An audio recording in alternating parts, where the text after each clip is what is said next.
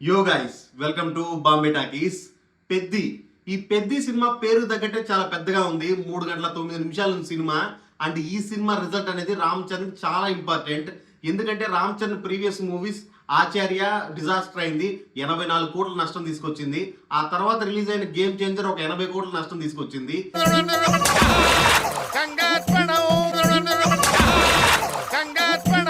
ఈ రెండు డిజాస్టర్స్ తర్వాత వచ్చిన పెద్ది ఈ సినిమా రిజల్ట్ ఎలా ఉందో చూద్దాం. ఈ సినిమా ఓటమిని ఓడించిన వాడి కథ, ఆడిన వాడి కథ కాదు, పోరాడినోడి కథ.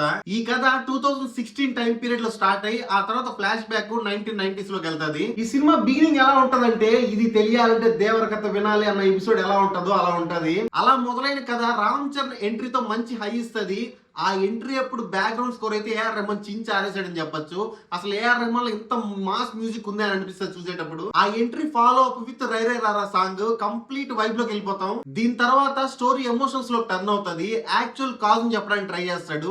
ఈ టైంలో హీరోయిన్ సీన్స్ కొన్ని ఉంటాయి, అవంత ఇంప్రెసివ్ గా అనిపించదు. బుచ్చిబాబు ఒక గంట సినిమా మొత్తం హీరోయిన్ నడుము మీద ఫోకస్ చేసాడు అనిపిస్తుంది. సినిమా స్టార్ట్ అయిన ఒక గంట వరకు ఓకే ఓకే అనేలా ఉంటది, కానీ మనం ఎక్కువ కనెక్ట్ అవ్వం అనమాట స్టోరీతో. కానీ శివరాజ్ కుమార్ ఎంట్రీ టైం నుంచి ఆ టైంలో ఒక క్రికెట్ మ్యాచ్ ఉంటుంది, అక్కడి నుంచి కనెక్ట్ అయిపోతాం అంతే. అక్కడి నుంచి ఇంటర్వెల్ వరకు బా ఏముందిరా సినిమా అనే రేంజ్ లో ఉంటది. ఇక ఈ ఫస్ట్ హాఫ్ మొత్తంలో ఉన్న చిన్న చిన్న ప్రాబ్లమ్స్. First background score. ఈ బ్యాక్గ్రౌండ్ స్కోర్ చాలా బాగున్నప్పటికీ మన నేటివిటీకి దగ్గరగా ఉన్నట్టు అనిపించదు. అందువల్ల కథలో మంచి ఎమోషన్ ఉన్నా ఆ ఎమోషన్ మన మనసును కదిలించేలా ఉంటది కానీ కన్నీళ్ళు తెప్పించేలా ఉండదు. ఫర్ ఎగ్జాంపుల్ రంగస్థలంలో ప్రతి ఎమోషన్ సీన్ మన కన్నీళ్ళు తెప్పించేలా ఉంటుంది. ఎందుకంటే అక్కడ మంచి సీన్, దాని దగ్గర మంచి బ్యాక్గ్రౌండ్ స్కోరు, అది కూడా మన నేటివిటీ దగ్గరగా ఉండడం వల్ల ప్రతి సీన్ మన కళ్ళలో నీళ్ళు తెప్పించేలా కనిపిస్తాయి. ఇంకో ప్రాబ్లం, కొన్ని లొకేషన్స్ గ్రీన్ స్క్రీన్ వాడి తీశారు, విఎఫ్ఎక్స్ వాడి తీశారు అని చెప్పి క్లియర్ గా తెలిసిపోతుంటది. ఫర్ ఎగ్జాంపుల్ రామ్ చరణ్ వాళ్ళ ఊరు కానీ ఆ కొండ ప్రాంతం అంతా. ఇప్పుడు కాంతార 2 సినిమాలో కూడా అడవి లొకేషన్స్ ఉంటాయి, కానీ అవి చాలా న్యాచురల్ గా చాలా రియలిస్టిక్ గా ఉంటాయి చూసేటప్పుడు. సో అవి మనకు ఒక రియలిస్టిక్ ఫీల్ తీసుకొస్తుంది అనమాట మూవీ పైన. సో ఆ ఫ్యాక్టర్ కూడా కొంచెం మిస్ అయిందని అనిపించింది. కానీ ఇవన్నీ చిన్న చిన్న మిస్టేక్సే.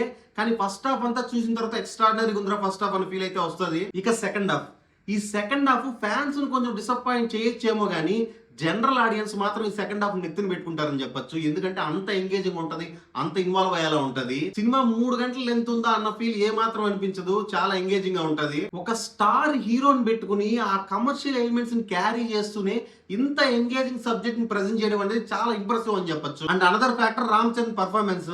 రామ్ చరణ్ రంగస్థలంలో performance and Appanna character performances ని రీఇన్వెంట్ చేసి ప్రెజెంట్ చేస్తే ఎలా ఉంటుందో అలా ఉంటది. ఎక్స్ట్రాడినరీగా పర్ఫార్మ్ చేశాడు రామ్ చరణ్ ఈ సినిమాలో. అండ్ ఆ క్యారెక్టర్ ఎలాంటి క్యారెక్టర్ అంటే, తగిలే దెబ్బ, ఎదురొచ్చే చావు, కలిగే నష్టం, పోయే బంధం ఇవేవి పట్టించుకోకుండా ఉండే ఒక మొరటి కొండనాకుడు క్యారెక్టర్ లాగా ఉంటది. ఆ క్యారెక్టర్ చాలా బాగా డీల్ చేశాడు Ram Charan. And another factor dance.